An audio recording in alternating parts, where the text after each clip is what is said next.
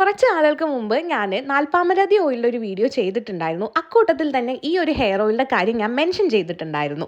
ഇതിനെക്കുറിച്ചൊരു detail video ചെയ്യാമെന്ന് വിചാരിച്ചിരിക്കുമ്പോഴാണ് എനിക്ക് പെട്ടെന്ന് സിവിയർ ഹെയർ ഫോളിങ് വന്നതും ഹെയർ കട്ട് ചെയ്യേണ്ടി വന്നത്. സിവിയർ ഹെയർ ഫോളിങ് വരാൻ വേറൊരു കാരണം കൂടെ ഉണ്ട്.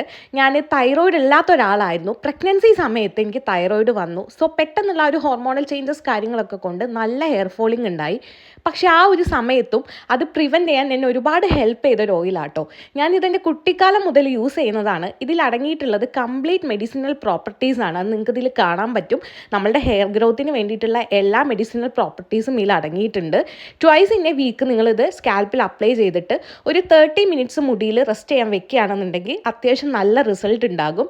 ഹെയർ ഫോളിങ്ങും ഡാൻഡ്രഫും ഒക്കെ മാറിക്കിട്ടും. അത് മാത്രമല്ല മുടിക്കൊരു ഷൈനിങ്ങും എല്ലാം വരും.